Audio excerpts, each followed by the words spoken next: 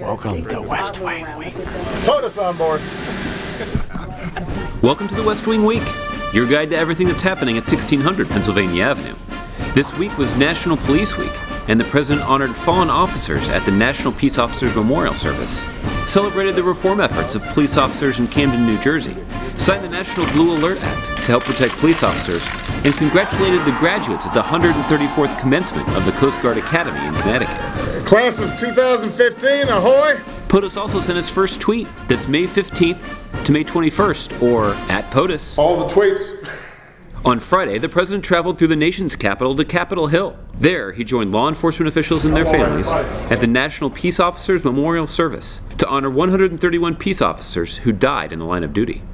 Scripture tells us to love our neighbors as we love ourselves, but only a special few take that commandment so deeply to heart that they are willing to risk their lives so that others, often total strangers, can know peace and security. Later, the president sat down for an interview in the historic map room of the White House with journalist Nadia Bilbassi of Al Arabiya, a news network in the Middle East. On Monday morning, POTUS sent out his first tweet. There we go. Over the course of the day, at POTUS broke the record for the fastest time to reach 1 million followers on Twitter. Later, the president boarded Air Force One and then Marine One en route Camden, New Jersey. There, he met with law enforcement officials who are using creative community-building tactics to fight crime in Camden. Thanks for your hospitality. But just a few years ago, this city was written off as dangerous beyond redemption. So 2 years ago, the police department was overhauled to implement a new model of community policing. They cut desk jobs in favor of getting more officers out into the streets, not just to walk the beat, but to actually get to know the residents, to set up basketball games, to volunteer in schools. Violent crime in Camden is down 24%.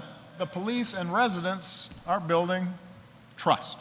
I had a chance to meet with some of the young people here. They're extraordinary young people, but some of them, the reason they've been able to make it and do well is because their parents don't let them out outside.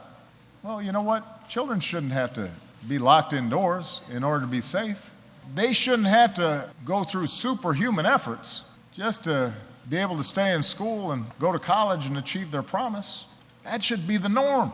And if it isn't, we're not doing something right. We as a society are not doing something right if it isn't.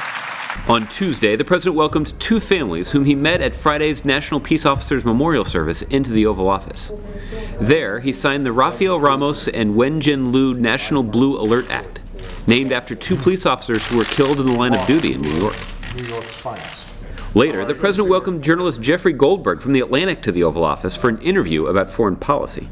On Wednesday, the president traveled to New London, Connecticut, to congratulate the newly minted ensigns at the Coast Guard Academy. He also addressed the threat to our national security that's posed by climate change and the role of America's maritime first responder in combating and ultimately reversing its effects. Here at the Academy, climate change is part of the curriculum, and rightly so, because it will affect everything that you do in your careers. If we are to meet this threat of climate change, we must be realists. We have to readjust the sails.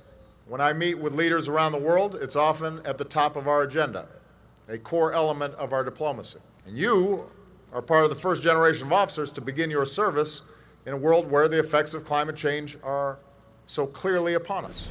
On Thursday, the president held a bilateral meeting with President Essebsi of Tunisia, following their historic democratic elections last year. Hello. Later, the president gathered his cabinet for a meeting in, you guessed it, the cabinet room. So stay engaged with us online, and remember, you can find out more information about any of these topics and see complete videos of these events at whitehouse.gov. Thanks so much for checking out this edition of your West Wing Week. If you could just maybe wait a few seconds, build up some anticipation among the crowd, and then pull the coffee mug out, hold it high. The crowd will go wild, Mr. President. It's going to be fantastic. Hey, it must be a pretty spectacular mug. But how's it? I think That's a good looking mug right there.